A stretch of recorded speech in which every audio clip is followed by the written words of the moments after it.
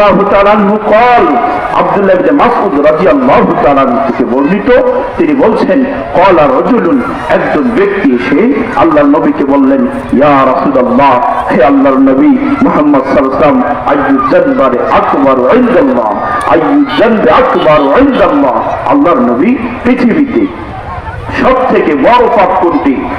সম্মানিত উপস্থিতি, পৃথিবীতে বড় বড় তিনটি পাপ রয়েছে, পৃথিবীতে বড় বড় তিনটি পাপ রয়েছে।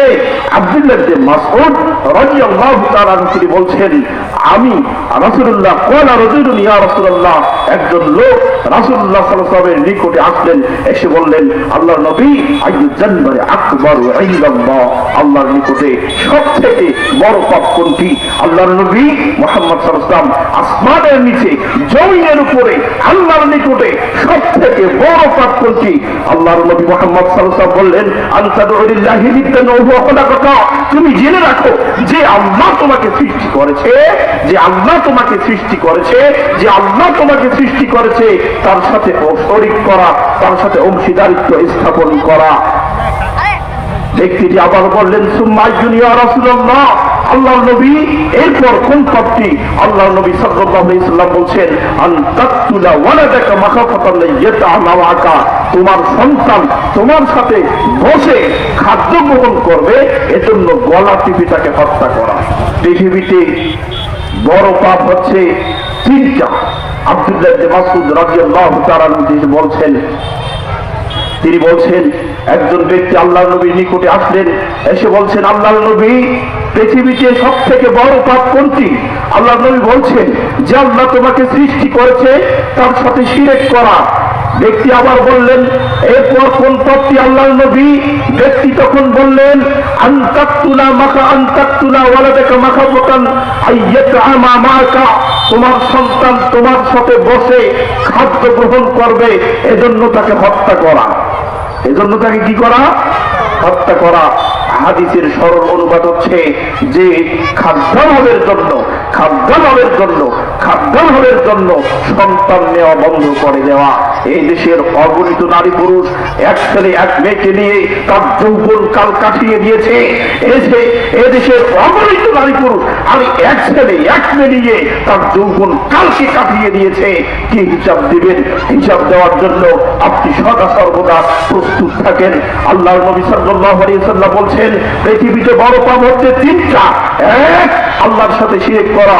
দুই, খাদ্যাভাবের জন্য সন্তান নেওয়া বন্ধ করে দেওয়া। এটা বন্ধ করা যাবে না।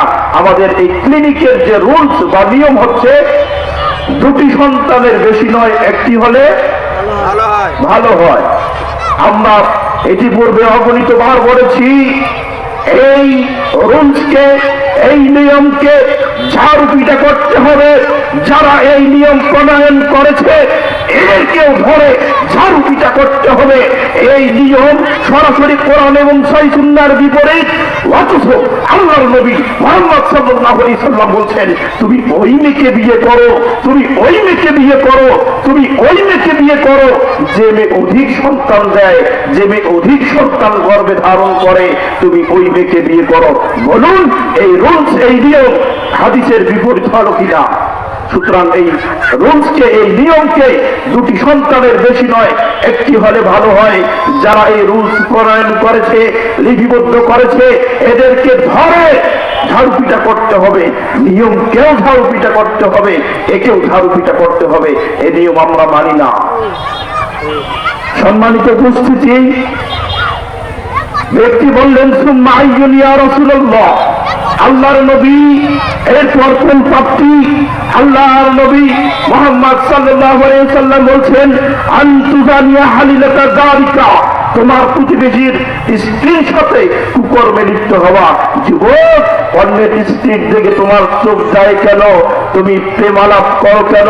অন্যের স্ত্রীর প্রতি তোমার আকর্ষণ কেন? তুমি মনে রাখো, পৃথিবীতে সব থেকে বড় পাপ তিনটি।